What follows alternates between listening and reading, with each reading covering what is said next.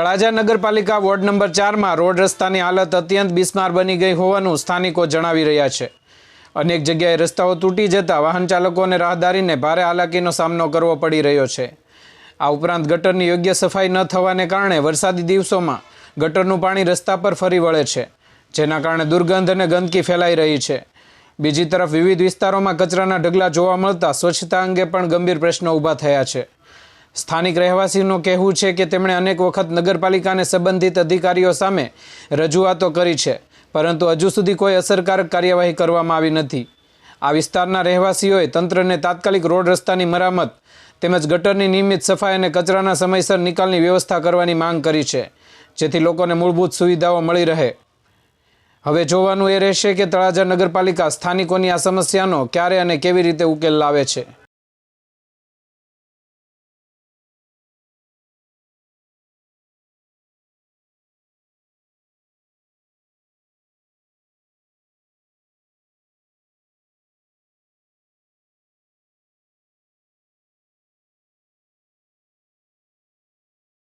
ત્રણ પ્રશ્ન છે બસ અમે કાયદેસર બધું કમ્પ્લીટ ભરીએ છીએ। નળ ગટર વેરો, જમીન વેરો, બધો મકાન વેરો બધું અમે ભરીએ છીએ। પંકજ બારિયા, તળાજા શહેર કોંગ્રેસ મહામંત્રી। અત્યારે શું પ્રશ્ન છે?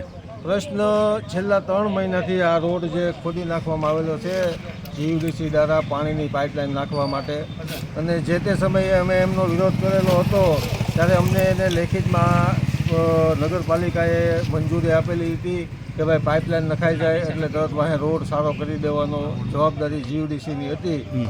આજ દિવસ સુધી 3 મહિના થઈ ગયા છે કે જે કાંઈ એને કામ કર્યું છે જીયુડીસીએ ત્યાં મૂકો 10% એ લોકોએ હજી ખાડા બુર્યા નથી। પંકજભાઈ આ કેટલા નંબર વોર્ડ છે? Ward number 4। તો આ પ્રમુખ સાહેબનો વોર્ડ છો ને?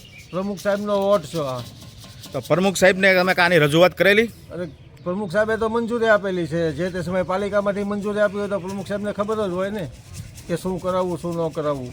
અત્યારે તમારી શું માંગણી છે?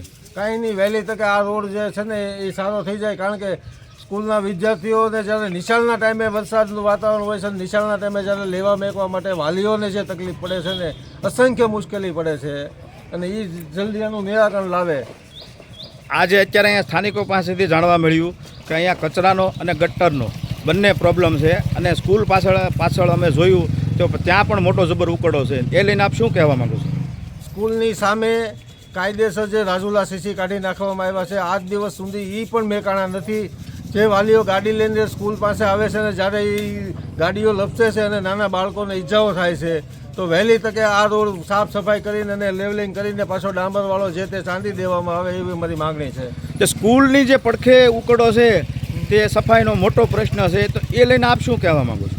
પાલિકા વારંવાર ત્યાં જો પોઈન્ટ રોજ માટે 2 વખત ભરી લેતા હોય અને વ્યવસ્થિત ત્યાં કંઈક એકાદી જગ્યા, કારણ કે પહેલેથી જ ત્યાં કચરો તો ભેગો થાય છે, બરાબર છે, એટલે વહેલી તકે એક ઠેકાણે નાખીને ભરી લેતા હોય ને તો ઝાઝો પ્રશ્ન ન થાય કચરાનો આજુબાજુ ઉડવાનો।